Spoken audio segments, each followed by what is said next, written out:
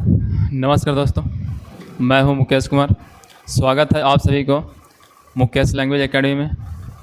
आज class 12th का Hindi chapter 3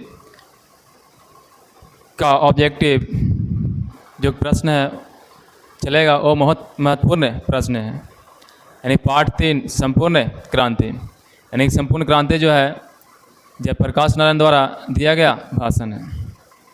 अब इनसे जितने महत्वपूर्ण प्रश्न पूछी जाती है उन प्रश्नों का आज हल की जाएगी।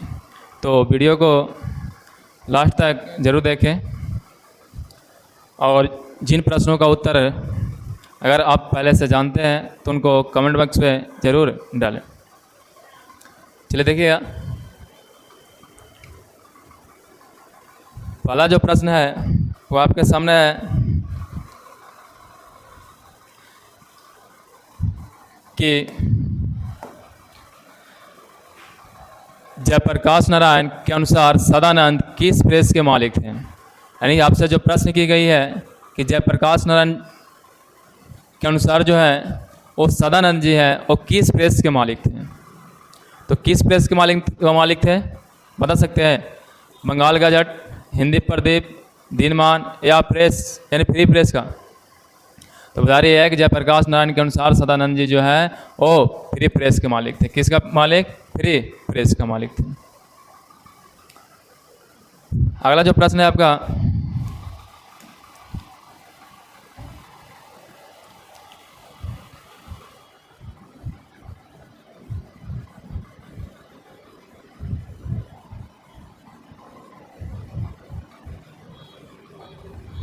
चलिए देखिएगा, अगला प्रश्न है आपका कि अमेरिका से लौटने के बाद जयप्रकाश नारायण किस पार्टी में शामिल हुए। यानी कि अमेरिका से लौटने के बाद जयप्रकाश नारायण जो है वो किस पार्टी में शामिल हुए। तो किस पार्टी में? कांग्रेस पार्टी में। किस पार्टी में? कांग्रेस पार्टी में शामिल हुए थे। अगला जो प्रश्न है आपका, 1974 ईस्वी में जयप्रकाश नारायण ने किस आंदोलन का नेतृत्व किया। यानी कि 1974 ईस्वी में जयप्रकाश नारायण ने किस आंदोलन का नेतृत्व किया। तो किस आंदोलन का? छात्र आंदोलन का। यानी छात्र आंदोलन जो हमारी है 5 जून 1974 ईस्वी को की गई थी। कहाँ? गांधी मैदान, पटना, बिहार में की गई थी। याद रखिए, 1974 ईस्वी में जयप्रकाश नारायण ने किस आंदोलन का नेतृत्व किया। तो छात्र आंदोलन का। किस? छात्र आंदोलन का। अगला जो प्रश्न है आप कि शिक्षा प्राप्ति के लिए अमेरिका कौन गए। तो शिक्षा प्राप्ति के लिए अमेरिका जो गए थे वो जयप्रकाश नारायण गए थे। कौन गए थे? जयप्रकाश नारायण। अगला जो प्रश्न है आपका कि बिहार में हिंदी की वर्तमान स्थिति विषय पर लेख के लिए किसने सर्वोच्च पुरस्कार प्राप्त किया। बिहार में हिंदी की वर्तमान स्थिति विषय पर लेख के लिए किसने सर्वोच्च पुरस्कार प्राप्त किया। तो किसने प्राप्त किया था? तो जयप्रकाश नारायण ने। किसने? जयप्रकाश नारायण ने। अगला जो प्रश्न है आपका कि व्यक्ति से नहीं हमें तो नीतियों से झगड़ना है, सिद्धांतों से झगड़ना है, कार्यों से झगड़ना है। उक्त संभाषण किस समाजवादी लेखक का है। यानी किनका कहना था कि हमें व्यक्ति से नहीं नीतियों से झगड़ना है, सिद्धांतों से और कार्यों से झगड़ना है। किसने कहा था? तो जयप्रकाश नारायण ने। किसने? जयप्रकाश नारायण ने। अगला जो प्रश्न है आपका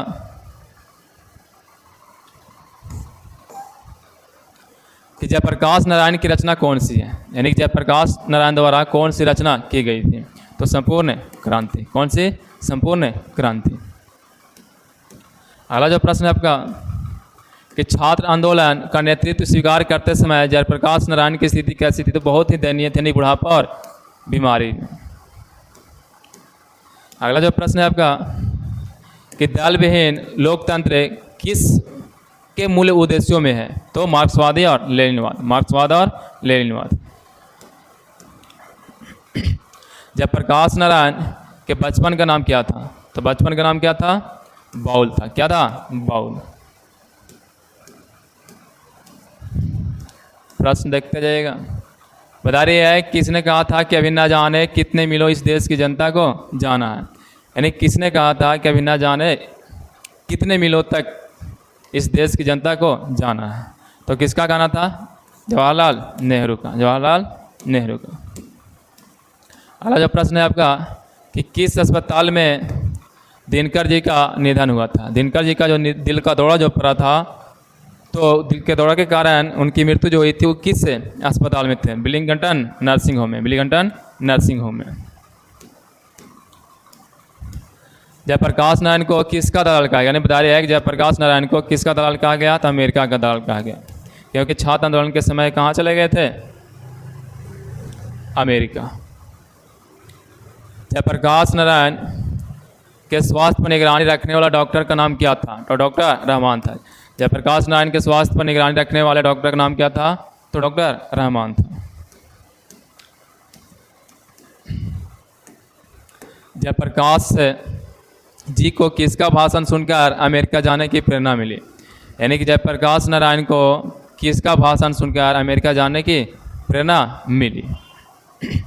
तो बता रही है किसके, बताइएगा। तो स्वामी सत्यदेव का, स्वामी सत्यदेव का।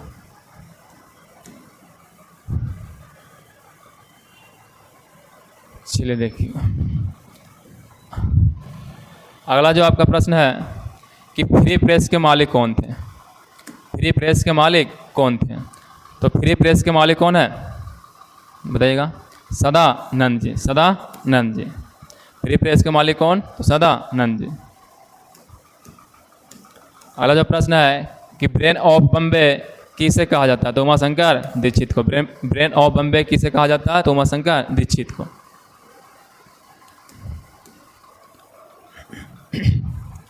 जयप्रकाश नारायण ने आईएएस की परीक्षा कहाँ से प्राप्त की? तो पटना कॉलेज से। जयप्रकाश नारायण ने आईएएस की परीक्षा कहाँ से पास की? तो पटना कॉलेज से। लेनिन की मृत्यु कब हुई थी? तो 1924 ईस्वी में, और 24 में ही मार्क्सवादी जयप्रकाश नारायण बने थे। लेनिन की मृत्यु कब हुई थी? 1924 ईस्वी में। आ गया प्रश्न कि जयप्रकाश जी मार्क्सवादी क्या बने? यानी जयप्रकाश नारायण जो मार्क्सवादी बने थे लेनिन की मृत्यु के समय, यानी कि 1924 में। मार्क्सवादी कब बने? 1924 में। अगला जो प्रश्न है आपका कि फणीश्वर नाथ रेणु की पुस्तक, यानी फणीश्वर नाथ रेणु की प्रसिद्ध पुस्तक जो हमारी है वो महिला आंचल है। कौन सा है? महिला आंचल। 1974 में बिहार प्रदेश के मुख्यमंत्री कौन थे? जब बता रहे 1974 में हमारा जब छात्र आंदोलन हो रहा था तो उस समय बिहार के मुख्यमंत्री कौन थे? तो अब्दुल गफूर थे। कौन? अब्दुल गफूर थे, अब्दुल गफूर। बता रहा है कि किसे लोकनायक के नाम से जाना जाता है अथवा लोकनायक के रूप में कौन प्रसिद्ध हुए? प्रश्न याद रखिएगा, पूछी गई है।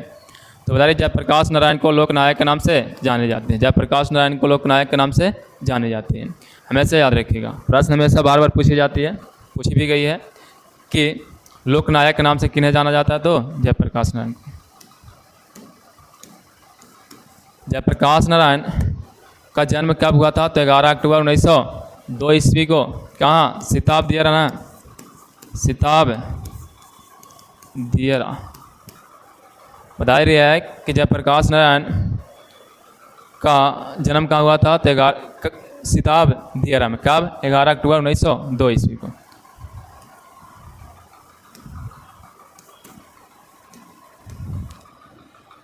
देखिएगा अगला जो प्रश्न है आपका कि जयप्रकाश नारायण की पत्नी का नाम क्या था? पत्नी का नाम क्या था?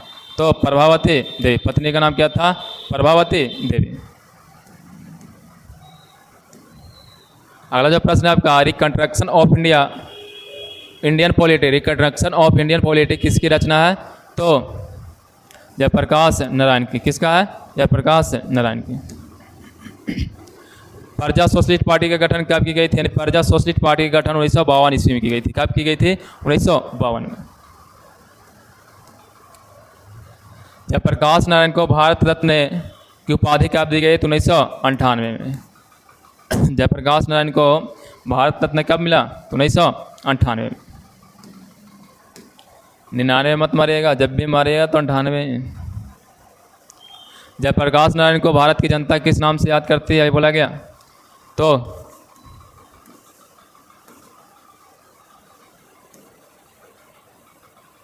जयप्रकाश नारायण को भारत की जनता किस नाम से जानती है, तो लोक नायक के नाम से। किसे? लोक नायक के नाम से। अगला जो प्रश्न है आपका कि जयप्रकाश नारायण ने संपूर्ण क्रांति वाला ऐतिहासिक भाषण कहाँ और कब दिया था, तो 5 जून 1974 ईस्वी को गांधी मैदान पटना में दिया था। पटना में 5 जून 1974 ईस्वी को। अगला जो आपका प्रश्न है कि जयप्रकाश नारायण ने किस साल छात्र आंदोलन का नेतृत्व किया था, यानी कि छात्र आंदोलन कब की गई थी, तो 1974 ईस्वी में। 1974 ईस्वी में। अगला जो प्रश्न आपका जयप्रकाश नारायण के पिताजी का नाम क्या था। जयप्रकाश नारायण के पिता का नाम हर्षु दयाल था। जयप्रकाश नारायण के पिता का नाम हर्षु दयाल था।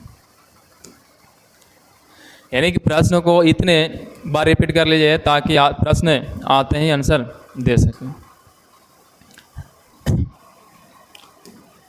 अब तैयारी हर किसी का बेहतरीन होनी चाहिए ताकि बाद में अफसोस ना हो। बता रहे कि संपूर्ण क्रांति क्या है, यानी कि संपूर्ण क्रांति हमारी जो बता रही है एक प्रकार की क्या है, बता सकते हैं, निबंध या भाषण या कहानी, यानी इनमें से कोई नहीं। तो बता रहे कि संपूर्ण क्रांति जो है वो एक प्रकार की भाषण है। क्या है? भाषण, यानी कि ऑप्शन नंबर बी आंसर। संपूर्ण क्रांति किसकी रचना है, यानी कि संपूर्ण क्रांति जो है किसके द्वारा लिखी गई, तो जयप्रकाश नारायण के द्वारा। जयप्रकाश नारायण के द्वारा। हर एक प्रश्न पूछी गई है, ध्यान दीजिएगा। संपूर्ण क्रांति पाठ में दिया गया भाषण किसका है, तो किसका भाषण है, तो जयप्रकाश नारायण का। जयप्रकाश नारायण का जन्म कहाँ हुआ था, अभी बोला गया सिताब दियारा में 11 अक्टूबर 1902 ईस्वी को। अगला जो प्रश्न है आपका 1974 में छात्र आंदोलन का नेतृत्व किसने किया था, यानी छात्र आंदोलन का नेतृत्व किसने किया था, तो जयप्रकाश नारायण। बता रहे हैं कि संपूर्ण क्रांति की शुरुआत कब हुई थी, यानी कि संपूर्ण क्रांति की शुरुआत कब की गई थी, तो 1974 में। 1974 में। अगला जो प्रश्न है आपका कि जयप्रकाश नारायण को समाज सेवा के लिए किस पुरस्कार से सम्मानित किया गया, यानी जयप्रकाश नारायण का जो है समाज सेवा के लिए किस पुरस्कार से सम्मानित किया गया, तो बता सकते हैं आप, अर्जुन पुरस्कार, नोबेल पुरस्कार, या मैक्सिको पुरस्कार, या गांधी सम्मान। तो मैग्सेसे पुरस्कार से, मैग्सेसे पुरस्कार से सम्मानित किया गया था समाज के। Option number C. Jayaprakash Narayan Madras में अपने किस मित्र के साथ रुके थे, तो जयप्रकाश नारायण मद्रास में अपने किस मित्र के साथ रुके थे, तो ईश्वर अय्यर के साथ। ईश्वर अय्यर के साथ। अगला जो प्रश्न है आपका कि जयप्रकाश नारायण के अनुसार देश का भविष्य किसके हाथों में, यानी जयप्रकाश नारायण ने भी कहा था कि हमारे देश का जो भविष्य है वो किनके था हाथों में, तो नई पीढ़ियों के, यानी कि नए युवाओं को। देखिएगा, तो बता रहे हैं कि नए पीढ़ियों के हाथों में देश का भविष्य जयप्रकाश नारायण के अनुसार किसके हाथों में है, तो नई पीढ़ियों के। Option number B. Dinkar ji को किसके घर पर दिल का दौरा पड़ा था, बता रही है कि दिनकर जी का जो मृत्यु हुआ था दिल के दौरा पड़ने के कारण, अब बता रहे किनके घर पे हुआ था, तो रामनाथ जी गोयनका, यानी कि बता रही है कि रामनाथ जी गोयनका के घर पे दिनकर जी की मृत्यु हुई थी, जिसे राष्ट्र कवि के रूप में जानी जाती है। यानी बता रही है कि दिनकर जो हमारी है वो एक राष्ट्र कवि के रूप में जानी जाती है।